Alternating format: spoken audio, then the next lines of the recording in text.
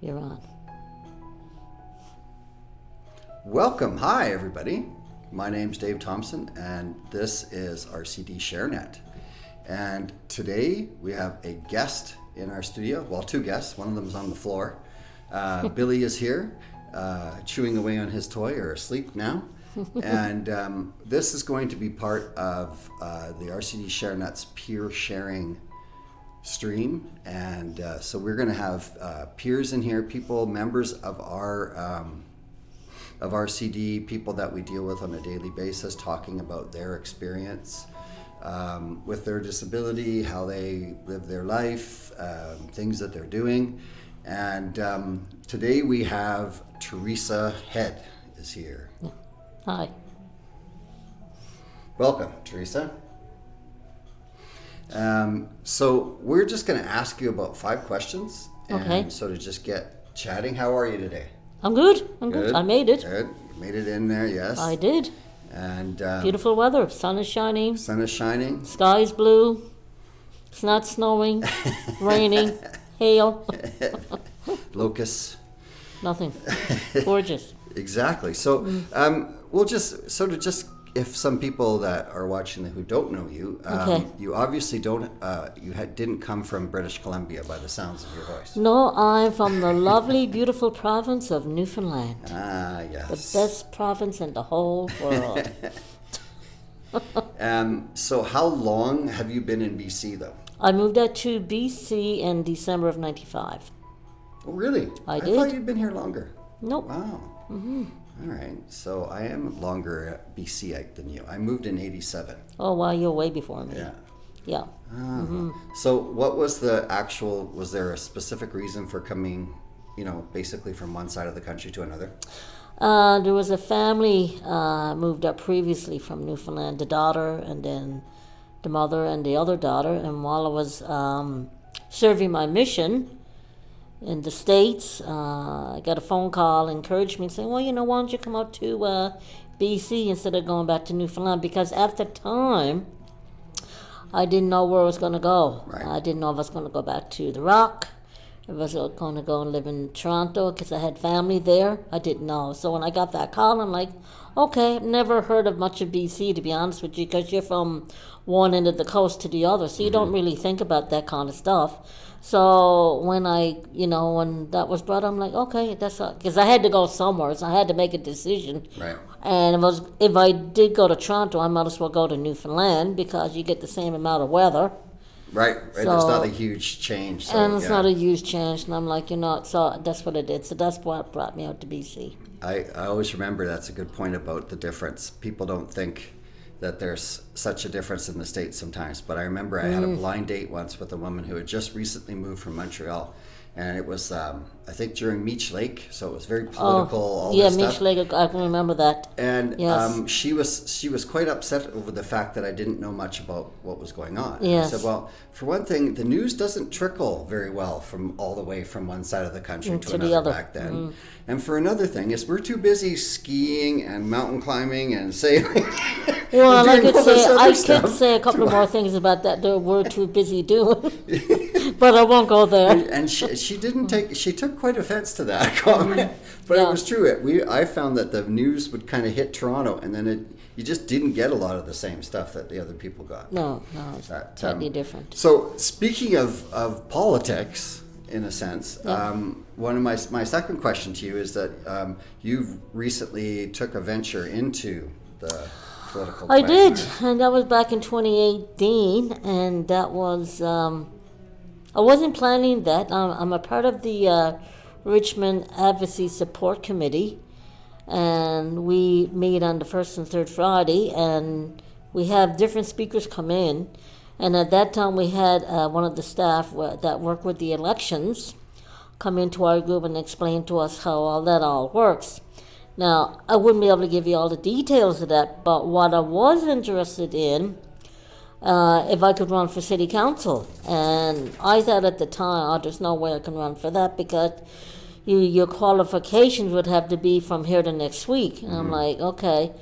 But I did ask, to my great surprise, you only needed like 3 things. You had to be in thinking Canada for 6 months. You had to be 18, and you just needed for somebody to vote for you. I'm like, oh, well, okay, I'm in Did BC. you have to be a Richmond resident? Yeah, probably Yeah, Richmond, yeah. of course, yeah. And I'm like, okay, that sounds good. And I had a friend of mine, a part of the group, and put up his hand right away and voted me. I'm like, so I was down to City Hall, like I think it was like the 4th of October, just waiting to sign the papers at 11 o'clock. And so there you go. Yeah, well, it's funny because I have, it's been an inclination of mine as well at some point maybe to delve into that venture, but especially these are the things you learn in the peer sharing is you think that there's these huge barriers and you just don't even look at it because you're thinking. Yes. It was kind of like when I applied for the disabled tax credit. I did it when I was 47, and the only reason I did it was because I started working here, and I found out that other people that I work with that were working here full time got it. I never thought I would be. I looked at it once and thought, oh, I'm not eligible. And by the time I found out, it was too late. Yeah, and I'm not eligible. But as soon as I started working here and seeing other people, that was all it took. So it's just that getting that information, you think that there's this huge barrier, but there isn't. So what was the whole experience like? Like, it wasn't a huge, long election? No, it wasn't long, but it was quite interesting because there was 20 of us that were running at the time for City Council and maybe 6 for the actual mayor. But so I ran for City Council. Me personally, I like being around people, so that was right up my alley. And you know, what I found interesting was about that was because I was the only one at the time living in low-income housing.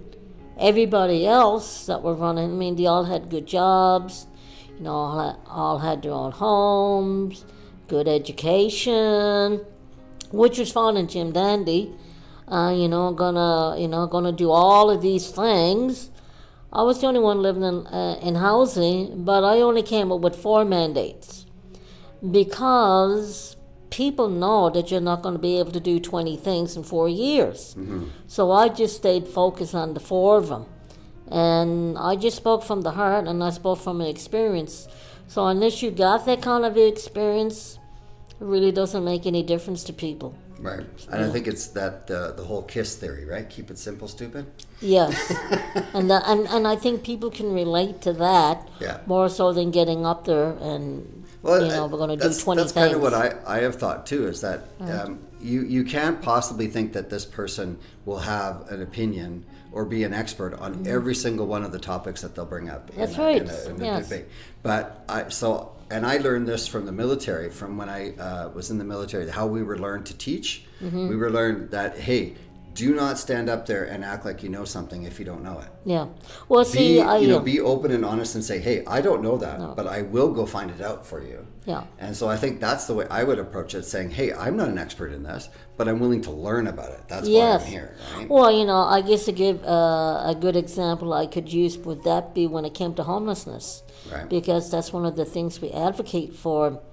No, I mean, I used to see homelessness. I would see the odd person, but did I know anything about it? No. Really, to be honest with you, I didn't even give it a second thought.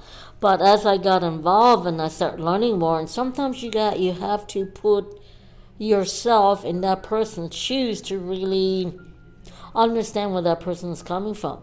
So picture yourself, being 20 years old, and you're in Edmonton and it's 15 below, and the only thing you got to your name is a sleeping bag and other little things, and that's it. And whatever you got is in that sleeping bag.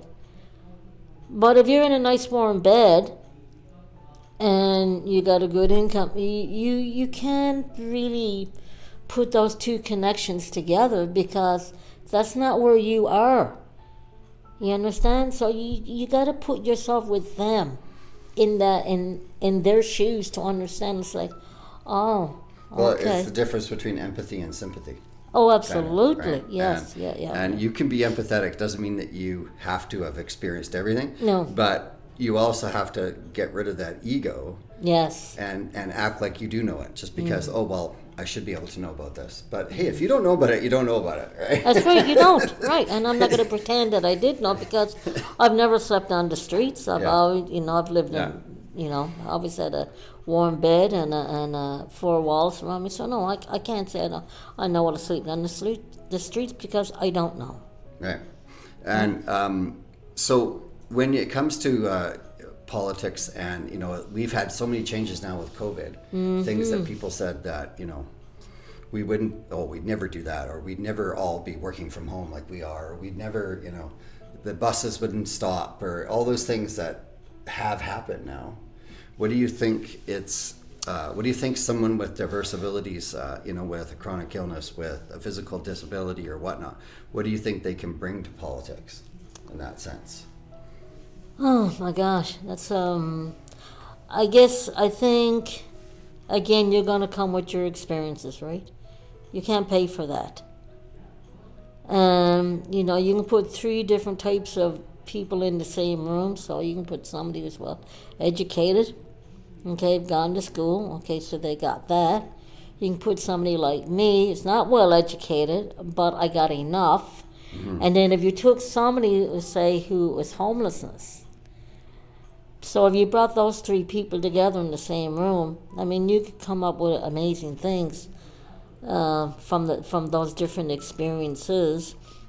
When it comes to the COVID itself, I think personally that it's going to change. I don't think the workforce is going to be the same as it was because of technology, and that could be good or bad. It all depends how you want to look at it. For me, I think I might have to change. I guess if we're coming to a job, I might have to maybe learn how to use the computer more. Right. And learn how to use Zoom, because the things that I would like to do, I did volunteer at the SPCA at one time because I love animals, but I realized, I'm in a wheelchair, and you got to be lifting quite a lot of things and sweeping the floor and washing clothes and stuff like that. Maybe in my own apartment I could do that, but not in surroundings like that. So, but I think that is one benefit of COVID, is the fact that workplaces have now been forced to come up with these adaptive sort of things. True. That we were suggesting, or that I would suggest if I was applying for the job, saying, look, I can't lift 20 pounds, but if you give me a little cart, I like to see half and half. Yeah. I think I'd like for those, because I've worked from home by myself, which I can do, but I can also work with other people, so I would like to have a mixture. Because who wants to stay home all the time? So if you had that mixture, maybe you're doing so much at home, and just all depending, I guess, the mood that you're in, or what you're capable of doing for that day. Again, it comes down to the individual too, because what might work for me might not necessarily work for you. So you have to figure that out, what works for you. But I think the workplaces can't go back now on that sense. Oh well, we can't do that. Why? Well, we don't do it that way. Well, that doesn't matter. Well, that's true. That's only because you haven't tried doing it that way. Well, that's true too, because I guess now we're going to have to start opening up our minds and, like you said, thinking differently than how we thought before. And come on, Dave, be honest. A lot of people don't like change. Yeah, you've been doing the same thing for over and over for 60 years, and all of a sudden you want us to change that? Yeah, we want you to change that. But that's the thing. I've always learned that when someone new comes in, and I've read studies about this, how if someone with a disability or someone with different abilities comes into an office workplace setting, the creativity of the office increases. Because they see that person doing daily things only one way, because they only have one way to do it. They don't have other choices, right? They have to do it this way. They have to use voice software for the computer because they can't type or whatever. And other people go, hey, my wrists are sore every day. Maybe I should try the voice software. And then, hey, they now have limited themselves, or maybe they don't get that carpal tunnel surgery in 10 years that they were probably expected to. Yes. Because they just kept typing. but they're not going to do it. But that's the thing. This is what COVID's shown, is that Right. you don't do something until you're forced to do it, right? But you can. That still doesn't mean that it couldn't have been done. It's just how we got there to do it, right? Let's Like hope you that said, we don't you go got all to the be way backward. open-minded and Right. try something new that you haven't tried before. Awesome. So my last question today Yes. is and also another question, especially for peers, is that other people want to know. I know from my point of view, when I was early on in my illness, I didn't really want to after about 5 years, I didn't want to see another doctor. I'd seen so many doctors, right? And they're like, oh, but this guy's doing this surgery. I don't know. I want to see other people that are living with, an illness similar to mine. I want to see how they're doing it. Okay. That's much more important to me than doctors. at Yeah, this I totally stage, agree with right? that. Because Yes. I want to, if you're telling me that I have to live with this for the rest of my life, Yeah. show me how to do that. Yes. Right? Don't show me a doctor that has this thing that might fix me and blah, blah, blah, blah, Yeah, blah. yeah. Show me a video of this person who has a son and is having to pull the son around on a blanket because they can't lift them, and Yeah. all those, and give me ideas, right? So what motivates you on a daily basis, do you think? Oh gosh, I don't. To be honest with you, I never even thought of it. I guess the one thing that probably motivates me is my faith, Right. and probably the other thing is my cat, because the cat wants It's to okay, be Billy. fed. It's okay. We're Right. just mentioning cat. It's not a cat. But I guess my faith and my cat and I guess those. So you're saying, well, I don't have faith and I don't have a cat. So what do I do now? Well, there have been the odd time when I have been in my bed and it's like I just could not think of anything to even get out of bed for. Right. So then for me, I would have to psychologically, in my head, think of something that's going to get me out of bed. I don't know if that makes sense, Yeah. right? And I don't know, maybe, I got a park behind my building. You can get up and go around the park, Well, I used to call them small victories. Well, So that's, if you didn't have that huge thing to do that day that pulled you out, Yes. and a lot of times I'd have that because my wife wonders sometimes a lot of times that when I wake up I'm good, take the dog out, everything, and then I sit down on the couch and I'm out for like 3 hours and I'm like a zombie. Oh, yeah. But if I had something scheduled that I couldn't get around, Yeah. I can handle it. But I don't have those all days, right? So sometimes, if you can do those small victories, Yeah. and it's okay. So I'm just going to do all my medications for 2 weeks sitting in front of the TV, and maybe that wakes me up enough. The thing is, I think one thing is too, is that you've got to also give yourself the right to have that day where you don't get out of bed, and that's okay. I don't know, I right? didn't even think about that because, like you said, I'm just so used to Yeah.